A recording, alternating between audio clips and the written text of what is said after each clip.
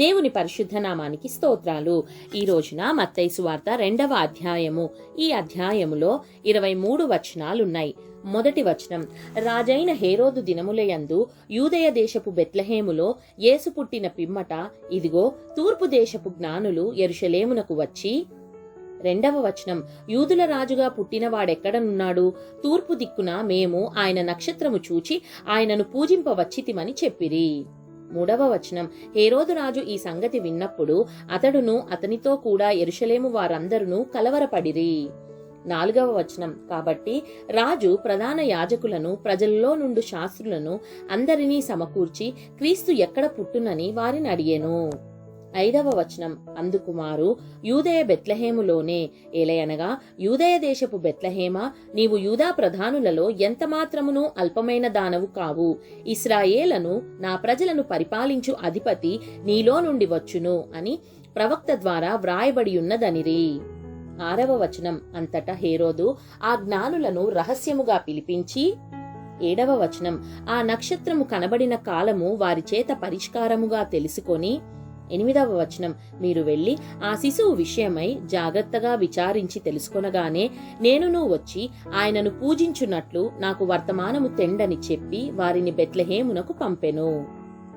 9వ వచనం, వారు రాజు మాట విని బయలుదేరిపోవుచుండగా ఇదిగో తూర్పు దేశమున వారు చూచిన నక్షత్రము ఆ శిశువు ఉండిన చోటికి మీదుగా వచ్చి నిలుచు వరకు వారికి ముందుగా నడిచెను. 10వ వచనం, వారు ఆ నక్షత్రమును చూచి అత్యానంద భరితులై ఇంటిలోనికి వచ్చి. 11వ వచనం, తల్లి అయిన మరియను ఆ శిశువును చూచి సాగిలపడి ఆయనను పూజించి తమ పెట్టెలు విప్పి బంగారమును సామ్రాణిని బోళమును కానుకలుగా ఆయనకు సమర్పించిరి. 12వ వచనం, తరువాత హేరోదు నొద్దకు వెళ్లవద్దని స్వప్నమందు దేవుని చేత బోధింపబడిన వారై వారు మరి ఒక మార్గమున తమ దేశమునకు తిరిగి వెళ్ళిరి. 13వ వచనం, వారు వెళ్లిన తరువాత ఇదిగో ప్రభువు దూత స్వప్నమందు యోసేపునకు ప్రత్యక్షమై హేరోదు ఆ శిశువును సంహరింపవలెనని ఆయనను వెదకబోవుచున్నాడు గనుక నీవు లేచి ఆ శిశువును ఆయన తల్లిని వెంటబెట్టుకొని ఐగుప్తునకు పారిపోయి నేను నీతో తెలియజెప్పు వరకు అక్కడనే యుండుమని అతనితో చెప్పెను. 14వ వచనం, అప్పుడతడు లేచి రాత్రివేళ శిశువును తల్లిని తోడుకొని. 15వ వచనం, ఐగుప్తునకు వెళ్లి ఐగుప్తులో నుండి నా కుమారుని పిలిచితిని అని ప్రవక్త ద్వారా ప్రభు సెలవిచ్చిన మాట నెరవేర్చబడునట్లు హేరోదు మరణము వరకు అక్కడ నుండెను. 16వ వచనం, ఆ జ్ఞానులు తన్ను అపహసించిరని హేరోదు గ్రహించి బహు ఆగ్రహము తెచ్చుకొని తాను జ్ఞానుల వలన వివరముగా తెలుసుకొనిన కాలమును బట్టి బెత్లెహేములోను దాని సకల ప్రాంతములలోనూ 2 సంవత్సరములు మొదలుకొని తక్కువ వయసు గల మగపిల్లలనందరినీ వధించెను. 17వ వచనం, అందువలన రామాలో అంగలార్పు వినబడెను, ఏడ్పును మహారోదన ధ్వనియు కలిగెను.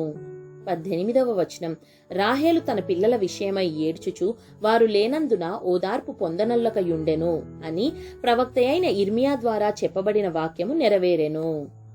19వ వచనం, హేరోదు చనిపోయిన తరువాత ఇదిగో ప్రభువు దూత ఐగుప్తులో యోసేపునకు స్వప్నమందు ప్రత్యక్షమై.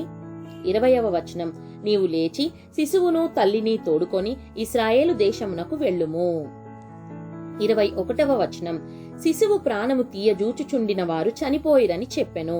అప్పుడతడు లేచి శిశువును తల్లిని తోడుకొని ఇశ్రాయేలు దేశమునకు వచ్చెను.